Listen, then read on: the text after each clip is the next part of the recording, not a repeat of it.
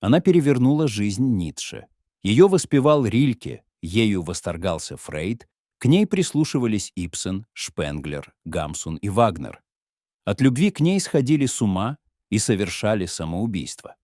Однажды ее близкий друг, философ Мартин Бубер, подал ей идею написания книги. Так родилась знаменитая «Эротика», которая стала бестселлером в Европе и выдержала 5 переизданий.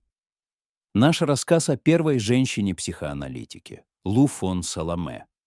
В 1937 году гитлеровцы окрестили ее финской еврейкой.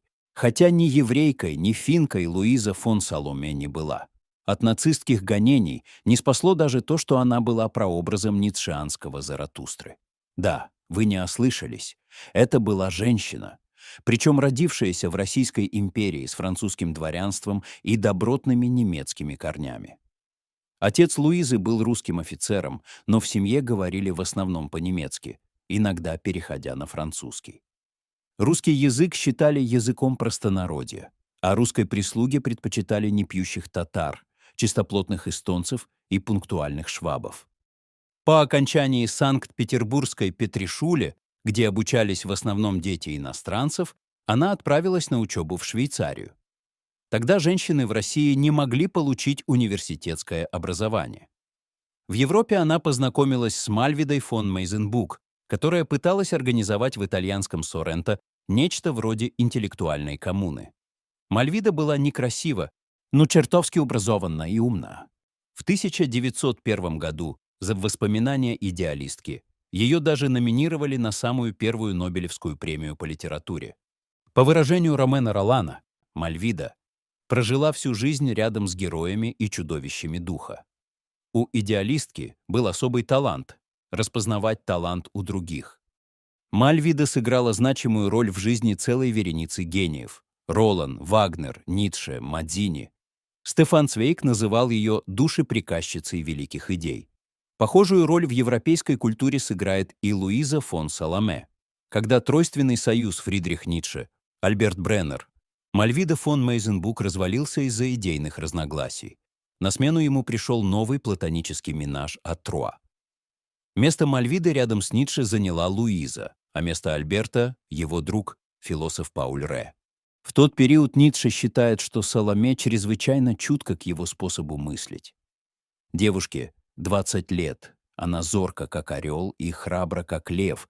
При этом она еще совершенный ребенок, которому, может быть, не суждено жить долго. И тут философ ошибся в Луизе первой, но не последний раз. Она дожила до 76 лет, пережив его почти на 4 десятилетия. Ради нее он разрывает отношения с матерью, сестрой и Мальвидой. Те, естественно, чувствуют себя оскорбленными. Но жизнь втроем не приносит счастья ни Паулю, ни Фридриху. Оба предлагают ей замужество, и оба получают отказ. А вместе с ним и согласие на сожительство втроем, но с одним условием — никакого интима. Однако Ницше, настолько ярко живописавший идеал сверхчеловека, так и не смог избавиться от слишком человеческого в себе. Он дико ревновал Луизу к Паулю, считая их предателями, которые за его спиной вступили в тайные сексуальные отношения.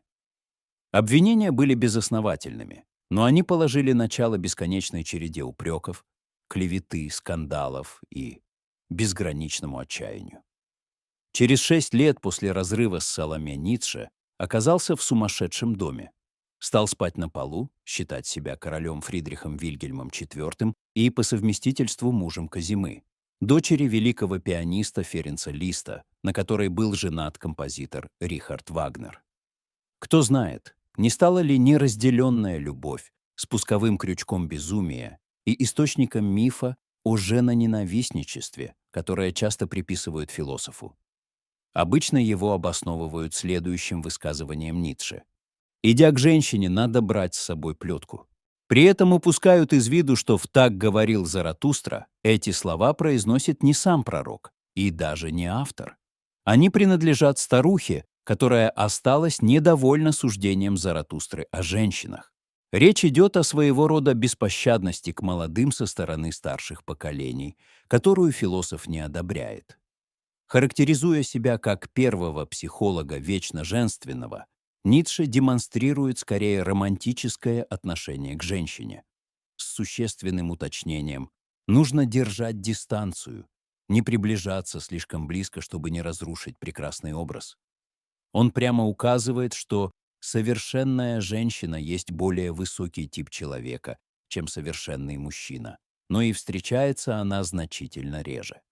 Согласитесь, как-то нелогично пороть совершенство, за которым наблюдаешь издалека. Дело не в женоненавистничестве. Просто в случае с Саломе философ подошел слишком близко к женщине, которую сперва называл самым умным человеком на земле, а после ненавидел за причиненную боль. Настоящий мужчина хочет двух вещей — опасности и игры. По этой причине он хочет женщину как самую опасную игрушку, писал Ницше. Лабиринтный человек всегда ищет не столько истину и выход, сколько Ариадну. И Лу была для философа такой Ариадной. Не только я одна видела, как уходит Бог. Его потеря коснулась всей Вселенной. Сложно не почувствовать в этих строках Саломе главный нерв ницшеанской философии. Бог умер. К мысли от смерти Бога Луиза пришла достаточно рано. Сначала умерла любимая кошка, потом любимая подруга. Где был Бог в это время? От пастора Далтона, который готовил ее к конфирмации, она услышала: «Нет такого места, где бы не присутствовал Бог». И тут же парировала: «Есть такое место — ад». В 17 лет она сознательно отказывается от конфирмации. Подделать справку о прохождении обряда помогает еще один пастор — Хендрик Гийо. Это он сократил ее имя до Лу, с тех пор ее иначе не называли. Рядом с Гийо Лу казалось, что Бог вернулся к ней. Вместе они изучали Канта, Спинозу, Шиллера, Кьеркегора, Лейбница, Вольтера, Фихте, Шопенгауэра. Порой мозг Лу не выдерживал напряжения, и девушка падала в обморок. Уроки проходили тайно. Учитель и ученица все больше сближались. Увы, дистанция, о которой предупреждал Ницше, оказалась нарушена. Когда годящийся Лу в отцы пастор решил бросить жену и детей, чтобы жениться на ней, она испытала еще одну утрату Бога. Он обнаружил слишком человеческое естество. Далтон, ее Саломе. Это был, пожалуй, ее первый треугольник. Пастор, обезумевший от любви, был лишь первым мужчиной, чью жизнь несоблюдение дистанции с Лу пустило под откос. А Ницше и его друг Пауль Ре всего лишь вторым и третьим. Последний, находясь в депрессии, бросился со скалы на дно горного ущелья. Но замуж Лу все-таки вышла за профессора Берлинского университета Карла Андреаса. Условия, правда, были те же. Интим между супругами был исключен на протяжении всех 40 лет брака. Поначалу это Карла расстраивало, учитывая бесконечные романы супруги на стороне. Когда Луизе было за 30, она впервые решилась на сексуальные отношения. Счастливчиком стал редактор одной из марксистских газет. Поддавшись зову плоти, Саломе больше не собиралась затыкать уши. Увы, для Карла это ничего не меняло. Он пытался покончить с собой, но на Лу это впечатление не произвело. Зато чутье на таланты у Саломе было отменным. В ее постели оказались режиссер Макс Рейнхард, писатели и философы Шницлер, Гауптман, Эббингаус, Гофмансталь, Видекинд. Карл в итоге смирился с тем, что в их доме постоянно живет какой-нибудь друг Лу. Например, поэт Райнер Мария Рильке, которому нереально повезло. Он чудом выжил рядом с Лу и под ее влиянием стал крупнейшей фигурой европейского модерна. Кстати, с подачи Саломе он познакомился с творчеством Тараса Шевченко и пристрастился к украинскому борщу. А вот участнику еще одного треугольника, психоаналитику и ученику Фрейда Виктору Тауску, не подфартило. Сложные отношения с учителем и неразделенная любовь закончились для него шнуром на шее и выстрелом из револьвера в голову. Заратустра в юбке не случайно казалась гитлеровцам крайне подозрительной особой. Фрейд был евреем, поэтому его психоанализ нацисты считали омерзительной еврейской выдумкой. У них был еще один союзник — младшая сестра Ницше Тереза Элизабет Александра. Она страшно ревновала Ницше и свое отношение к Саломе выплескивала в письмах, где поносила ее, на чем свет стоит. Элизабет делала все возможное, чтобы представить Ницше предтечей германского фашизма. Свою роль в прижизненной и посмертной судьбе философа она оценивала настолько высоко, что даже пыталась получить Нобелевскую премию за труды покойного брата. В конце концов, ее манипуляции с архивами Ницше снискали благосклонность Гитлера, который назначил ей пожизненную пенсию.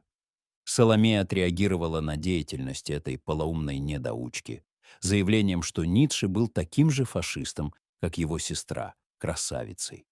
Из Германии, вопреки советам друзей, она так и не уехала, ответив, что «эта лишившаяся рассудка страна будет с каждым днем все больше нуждаться в таких, как я».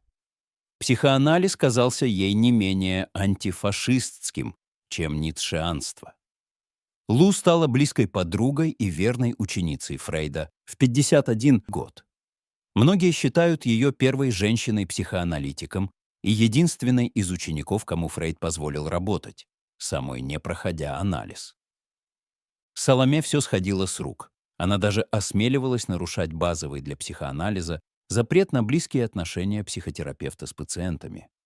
Ни Карлу Густаву Юнгу, ни другим ученикам Фрейд не прощал даже намека на ересь. Но вот к книге «Саломе эротика» отнесся весьма благосклонно.